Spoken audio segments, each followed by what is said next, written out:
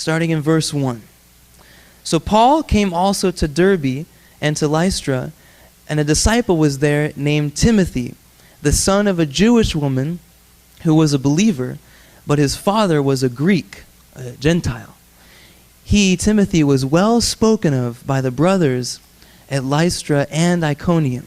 Now just to picture it, Paul has come into town, and while he's there, he's hearing about Timothy. It says that he was well spoken of by the brothers. So you can imagine maybe Paul has dinner with some brothers and sisters one night while he's there, and maybe they say, man, Paul, have you heard of that guy, Timothy, the local guy? He's a young guy, but man, he is a fireball for the Lord. He's hearing about it everywhere he goes. Maybe he goes to the synagogue, and after he's spent time there reasoning with the Jews, helping them to see that Jesus is the Messiah, maybe some brothers come up to him afterward and say, man, Paul, you remind me of a guy local here. His name's Timothy. He's such a faithful young man of God. And maybe Paul gets to the point where he even just turns to somebody and says, do you know Timothy? I've heard all about this guy Timothy. And they're like, oh, Timothy. Oh, you got to meet Timothy. You haven't met Timothy yet? He's like the talk of the town. He's faithful. He's a faithful young man of God. We're not exactly sure of his exact age, but he wasn't 60 years old. He was not. If you're 60, I'm not saying you're old, but he was young. And despite his young age, people might think that's immature. He's immature. He was a mature man of God. So much so that he caught the attention of Paul.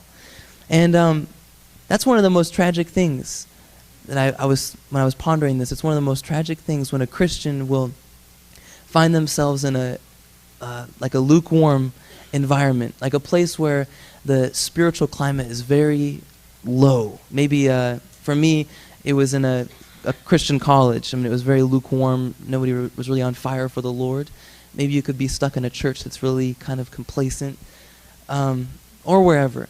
The most tragic thing, though, is for a Christian to be in that place and over time to begin to adapt to the environment around him. And before long, he becomes just like everybody else, or she becomes just like everybody else, lukewarm, and you can't even distinguish them from anyone else in that lukewarm, complacent circle.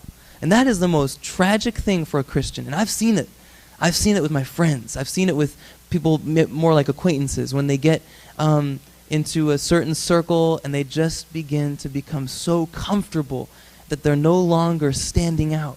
God has called us, like Timothy, God has called us to set the pace. Pastor Scott's talked about that before, setting the pace.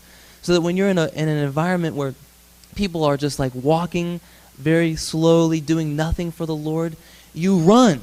You set them an example. When you're in a place where the temperature is very low, you set it high. You become an example to the believers.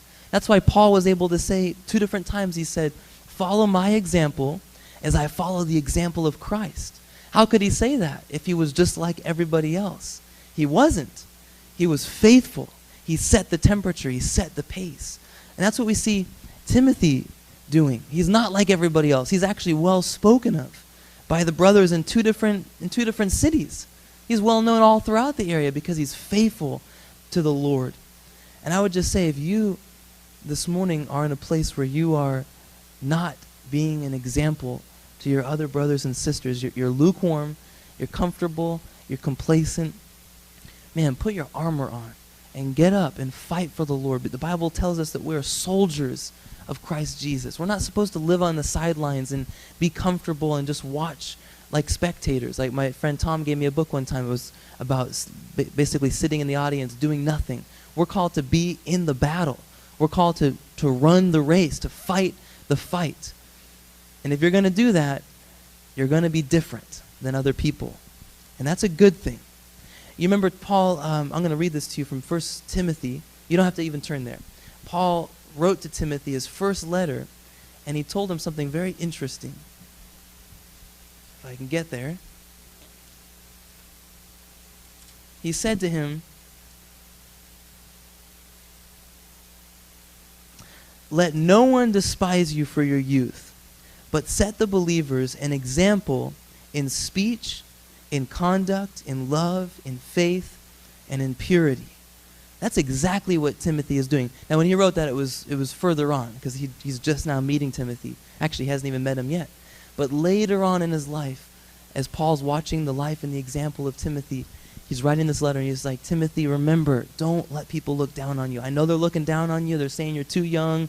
You know, that it's, like people tell me this all the time, and it's the stupidest thing I've ever heard. And if you tell it to me, I'm just going to say that's stupid. When they say, oh, you're fired up for evangelism now, you're pretty zealous for the Lord now, but you just wait when you get to be my age and have grandkids and life kind of slows down, you begin to slow down in life. You're not as zealous. I have someone I know, Ray Comfort. I'm sure a lot of you know of him. He's like 60-something years old, which I'm not saying that's old. He shares the gospel more than any person in the entire planet of this whole planet, Earth. And people have told him that before, and I heard in a recent message where he said that when he was like in his 20s, when he first started sharing the gospel, someone had told him that, and he looks back now 40 or so years later, and he's actually doing more for the Lord than he was 40 years ago. He talks to more people about the Lord. That's how it should be. It shouldn't be like this decline where we get less and less and more comfortable. We should be faithful to the end, and even more towards the end, because we're getting closer.